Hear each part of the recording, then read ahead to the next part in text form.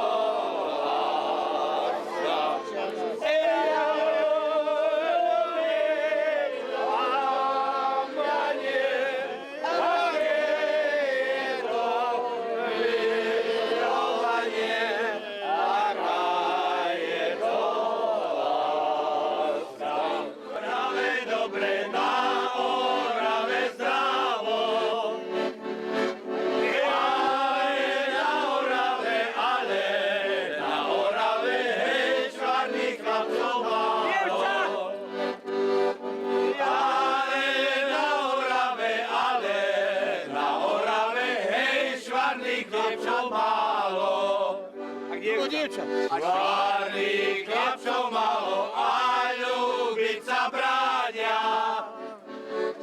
Švárnych chlapcov malo a ľúbiť sa bráňa. A ja naučená, hej, do samého rána. Volám sa Ľubomír Košút, pochádzam z obce Klín, okres Námestovo. Začal som kosiť ako chlapčisko, 10-ročný. Ma to bavilo. Ja ešte v mojich rokoch som slúžil u gazdu, ktorý ma naučil kosiť. To bol chlap, ktorý mal 12 hektárov a spolu sme to kosili dvaja. Tak bolo to dávno. Dneska sa už tak nekosí. Kosíme len my, takíto malí súkromníci, troška gazdujem ešte, chovám kravu, byka. No a už tak kosíme. Tie luky, čo sme kosili ako chlapci, tie už zarastli vrbinami, malými smrekmi. Neviem, dokedy tak bude. My, starí, pomreme a mladí sa kosiť neučia. Nevedia to, neviem, dokedy bude. Tu máme kamarátov starších, nech nám povedia dačo aj starší chlapi. Pochádzam ja z Hruštína, z Oravy.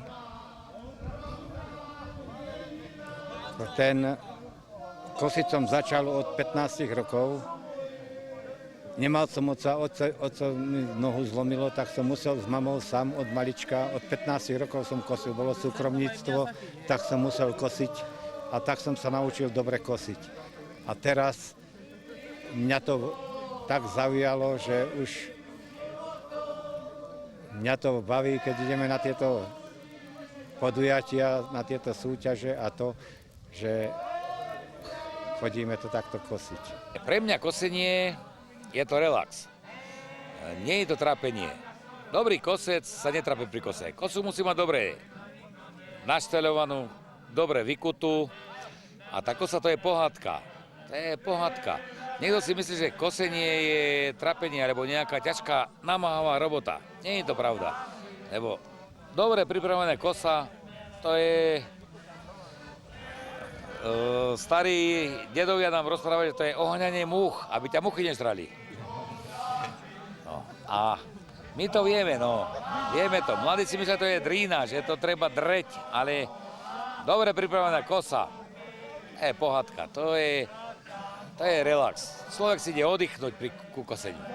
Keď sa ručne kosí, je to aj ticho sa kosí, pekne, krásne, aj keď tí ľudia chodili kosiť prvej, ženy zaspievali a chlapi si zaspievali, na večer sa vsedlo ku ohňu a posedelo na poľane, keď sa kosilo a tak zaspomínali si na staré tieto, ako boli kedysi kosili a tak.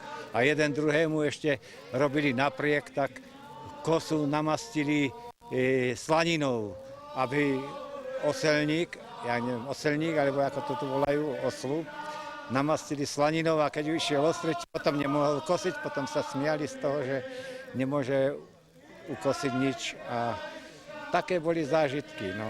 A potom prišli ako manželky alebo ženy, prišli s obedom, tak ja som to sám na svojej koži zažil. Ja som chodil aj do roboty, aj som musel robiť. A išiel som nejako na poľanu kosiť. Vyšiel som tam, idem kosiť a prišiel som, ľahnul som si pod tento reku, idem si pokúvať kosu. A zaspal som a manželka prišla a ja si spím. Ma budí, vstávaj, čo je? A ja neskosené nič, našla ma spať. No a také zážitky sú to s tým kosením. No, čo ja viem. Ináč je to taká tradícia a teraz je všetko modernizácia. Tieto kosačky a krovinorezy a všetko možné. Mladý nevie kosu chytiť a vracá sa táto tradícia ku tomuto koseniu, že aby vedeli aspoň záhradu si doma pokosiť. Lebo len kosačky a vrčia a to, aby to tak troška aj tá záhrada vypadala, keď skosí. No nie len kosačkou viem kosiť. Teraz mladí, a chodia aj ženy teraz už kosiť. Pomaly aj ženy chodia, sa zaučajú a baví ich to tak. Ináč to tak je. No. Keď je veľká lúka, tak sa zdá, že to asi ťažko dokosím. A keď sa do toho pustíš a ide to riadok za riadkom, od Buda, keď už prejde za polovicu, padá to ako hrušky a vtedy táto baví, tá baví. A to je krása, povedz. To je krása, to je krása. Keď vidíš, ako tá tráva padá, to je tak. A to je pohádka. Stala sa príhoda, že kosil, bol som malý chlapec. No a spadla mi osla, pri brúsení kosy mi spadla osla. Chcel som mu zodvihnúť, kosa mi spadla a prerezal si brucho. No a dávno neboli ani toto, tak z kopca som sa musel spustiť na chrbate, lebo skrátka z brucha mi vychodili čreva, brucho bolo prerezané. Na chrbate dole kopcom do deda. Dedo ma zobral do voza, nahodil do voza slamy. No a viezol ma k lekáru, k doktorom. Neboli takí doktori ešte, to bolo dávno, to bolo ešte v 60 rokoch. Kým ma zaviezol, dali ma do poriadku, brucho mi zašili. No a najhoršia bola tá cesta. Dole kopcom na chrbate, kým som sa zviezol, to bolo trápenie. Našťastie bol dedo doma a zavezol ma na koni, na voze k doktorovi. Tí ma dali do poriadku a dneska som tu.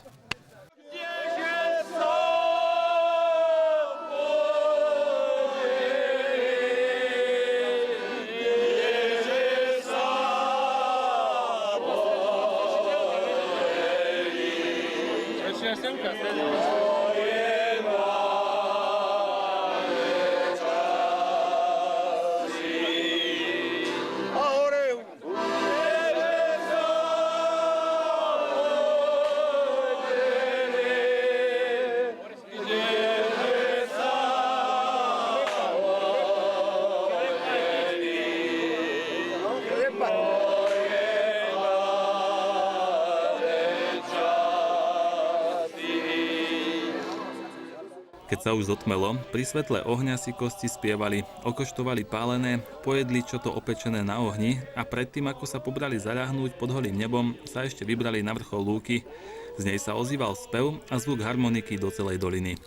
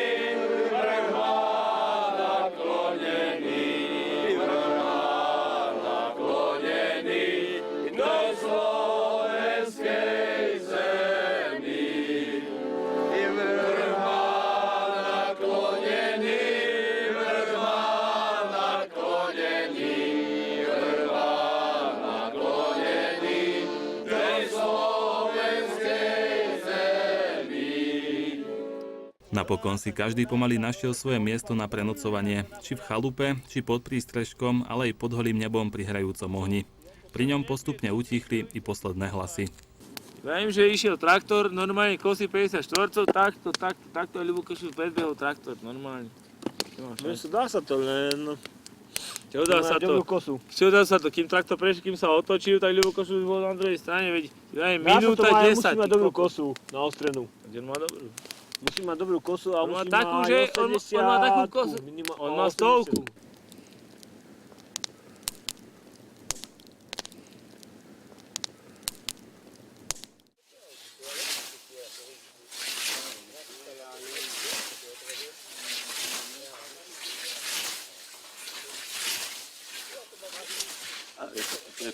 Pobehanlo.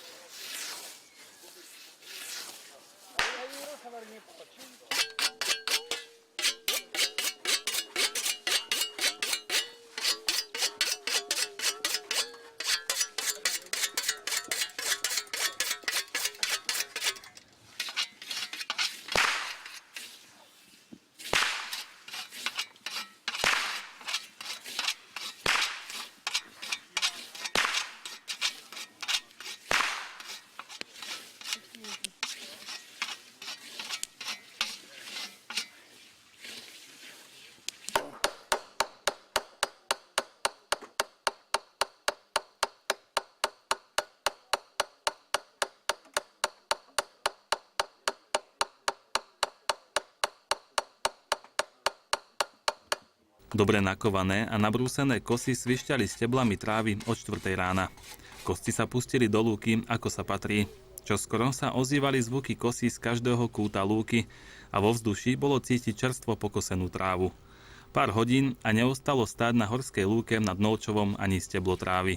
Keď rozmýšľam ja nad sebou a nad kosením, tak roky strašne rýchlo utekajú.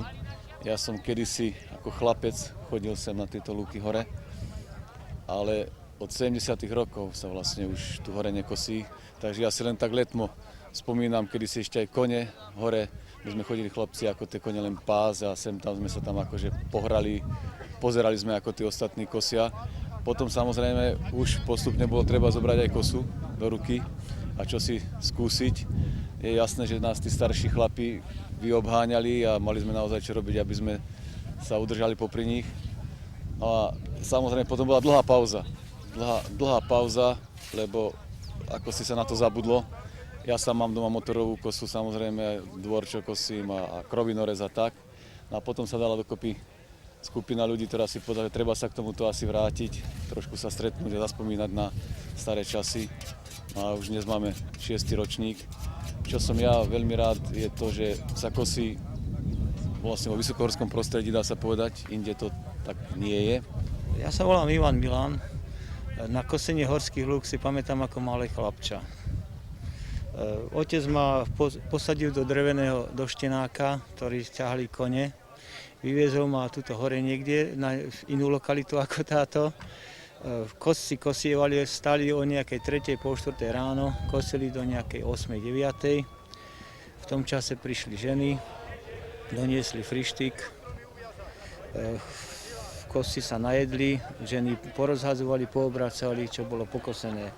Pamätám si na to, bolo to také niečo čarovné pre nás, pre malé deti, pretože najskôr sa porobili veci v júni okolo hospodárstva, okolo domu, okolo maštalí, skosilo sa dolu a išlo sa na tieto tzv. Horské lúky.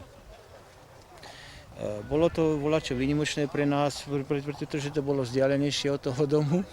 Nebolo to každodenné všedné. Na týchto lúkach, ktorých bolo takmer 300 hektárov, len v katastrálnom území Nolčovo, bolo hromadu seníkov, štály, sme to volali štálovi, koliby sa to delali, koliby boli na prespávanie a štály boli na uskladnenie sena.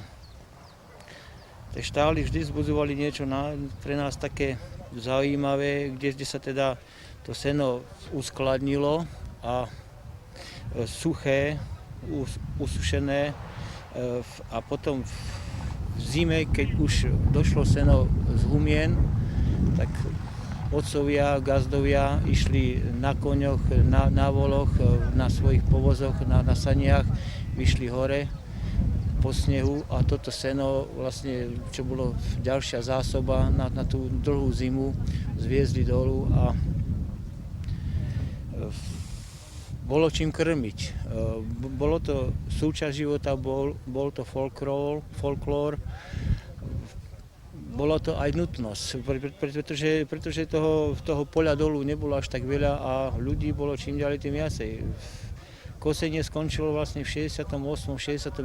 roku, keď bolo treba odvázať, keď štátna moc rozhodla, že kontingenty, ktoré boli veľmi tvrdé, bolo treba odvázať takisto aj z týchto horských lúk, ktoré neboli až také výdatné, rovnako ako z dolného poľa. Tak vtedy sa gazdovia rozhodli, že ak majú za toto všetko platiť rovnakým dielom, ako to čo ich v skutočnosti to najviac živí, tak povedali si, že dosť, koniec, prestaneme kosiť. Teraz, keď sa na to dívame z toho profesionálneho hľadiska, robím na správe Národného parku Veľká Fatra ako odborný pracovník, tak to malo obrovský význam aj pre tú prírodu. Kosenie začalo možno niekedy počas tej valašskej kolonizácie, v tom 13. 14. storočí. Bolo to treba, ten dobytok a ovce, bolo treba voľačím chovať aj tie kone. Tá biodiverzita týmto kosením podstatne stúpala, pretože keby sa nebolo bývalo kosievalo, tak nastupovali tu vyššie trávy a tá nižšia kvetená sa strácala postupne. A veľmi dobre si pamätám na to, že tieto lúky sa vždy v koniec mája, začiatkom júna zazelenali a tá kvetina tu nastúpila. Raz som sem doviezol priateľov z Holandska a tí boli učarení z toho, že koľko tu je kvetov. A keď som im vysvetlil, že tieto lúky sa stáročia kosili a po skosení sa ešte pásli hospodárskym zvieratami, väčšinou to boli jalovice a bíky, voly, tak boli prekvapení a pýtali sa, že prečo sa to už nekosí, nepasie. Ja som im to vysvetlil, že bolo to hlavne z finančného dôvodu a tá robota tu hore bola dosť ťažká. Čiže ľudia išli za tým voľačím ľahším a keď ich to dokázalo uživiť, tak s týmto tu prestali. Roky neskutočne utekajú, ale evokuje to v človeku hlavne tú prírodu. Taký pocit, že zabudnem na starosti, pôsobím v vzdelávacej organizácii, máme veľa podujatí a tu ako si zabudnem, vyčistím hlavu, nadýcham sa čerstvého vzduchu, stretnem ľudí, s ktorými sa rád stretávam, pretože sám momentálne pochádzam z Nolčova, bývam v Martine, takže je to predovšetkým o tom. Stretnúť ľudí, vyčistiť hlavu, oddychnúť, porozmýšľať o iných veciach, ako je robota. Oživiť túto tradíciu bolo môjim cieľom vrátiť sa do detstva, do tých 10 až 15 rokov, kedy som chodil ako chalan pomôcť kosiť tu na tejto horné lúky, kde sme ako chlapci začínali nosiť vodu pre koscov. Teraz sú to ako kategórie nosičí vody. Ako chalan mám veľmi krásne spomienky na kone, keď som chodil napájať kone, keď ma môj starý otec poslal. A ešte krajšie zážitky, keď ma nechali tu prespať na tých horných lúkach, keď som nemusel ísť s mamou dolu. To boli také moje najkrajšie zážitky, zaspávajúc pod padajúcimi hviezdami. A ráno pri brieždení, keď prví kosci išli do tých hradkov a keď som otcovi zobral kosu a mohol kosiť akože s nima. Kosa mi lietala, to boli najkrajšie moje zážitky, keď som nevedel poriadne ani kosu držať v ruke. Posledné kosenie, ktoré sme tu zažili, to bolo v 68. Posledné kosenie týchto horných lúk bolo, potom to už prešlo tzv. Pod štátne majetky a dá sa povedať, 35 rokoch bolo s bratrancom oživiť túto tradíciu a vrátiť sa do tých fakt detských spomienok, kde v tom roku 2006 sme chceli usporiadať prvý ročník.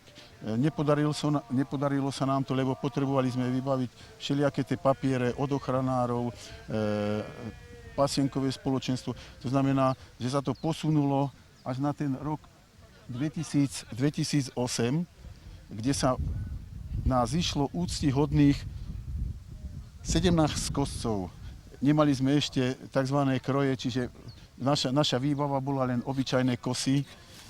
Každý ako bol kto ustrojený, ale najväčší zážitok bol, keď prišli 70 až 80 ročné ženy s týma batôžkami a keď vystúpili a videli sme, ako im slzy tlačia do očí, kde po 35 rokoch vlastne sa pozerali a vrátili sa do tej svojej mladosti, ako tu nádreli oni.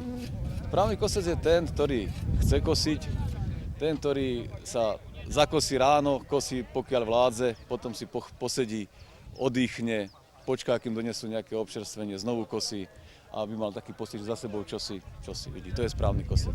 Správny kosec môže byť hozd, len musí mať dobrú kosu, musí mať v prvom rade dobrú kosu, dobre nakúvanú, musí mať dobrú oslu, aby ho, keď sa zakosí časom, aby ho vedel trošku naostriť, aby stále sa dalo s ňou dobre kosiť. Ten kosec musí mať cit aj k tej tráve, musí si tu vedieť, tú trávu vedieť tou kosou poľahnúť, musí vedieť do tej trávy zakosiť. Musí chcieť kosiť, no. Chcieť kosiť a musí aj vedieť kosiť. Je tu jeden kosec, ak ste si všimli, on má kosu, ktorá má 1,20 m.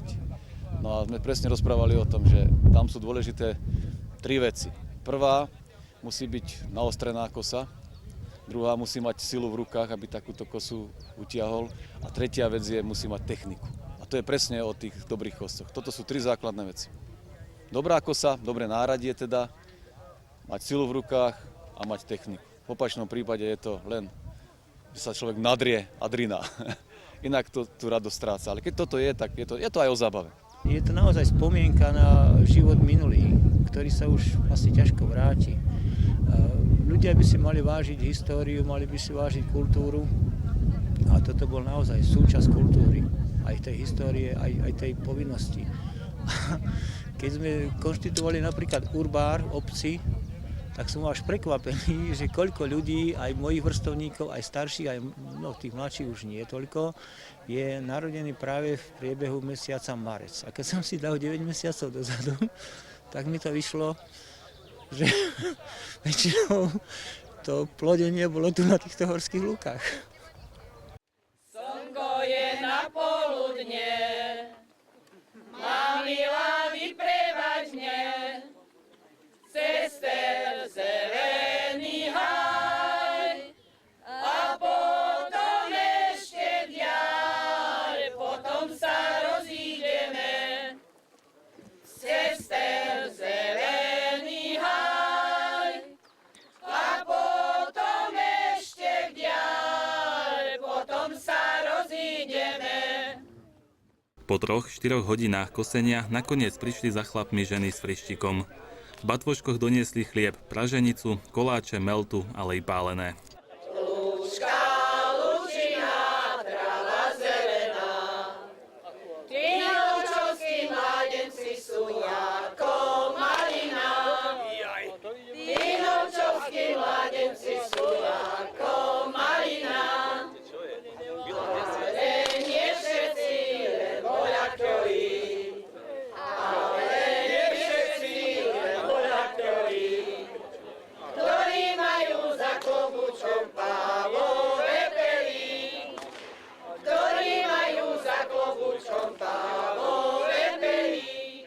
Pokiaľ mi budú sily stačiť, stále zachovať túto tradíciu tohto kosenia a fakt ukázať tým ľuďom, aká bola kedysi drina. To chcem povedať, že kedysi, prečo ľudia sa pýtajú, prečo sa vlastne kosili horné lúky. Horné lúky sa kosili preto, že Nolčov obec bola poľnohospodárska obec, kde mali málo polia, preto boli nútení tí ľudia ten júl výjsť na tieto horné lúky a kosiť každý meter tejto lúky. I keď to bola podradná tráva, pre ktorú chodili, keď sa minulo krmivo, január, február, v zime. Takisto si pamätám, v zimnom období, napríklad sme šli deň predtým odhrabávať sneh, aby sme sa dostali k tomu seníku a doniesť to seno dolu. I keď môj otec a moja mama nemali tieto horné lúky, len starý otec, možno preto chcem oživiť túto tradíciu, že ja som nepocítil ako drinu. Hej. Možno keby som pocítil ako drinu, tak to hodím cez palubu a nechcem to rozšívať. Čiže preto s radosťou kosím a všetko preto robím, aby táto tradícia neustále z roka na rok sa zachovala.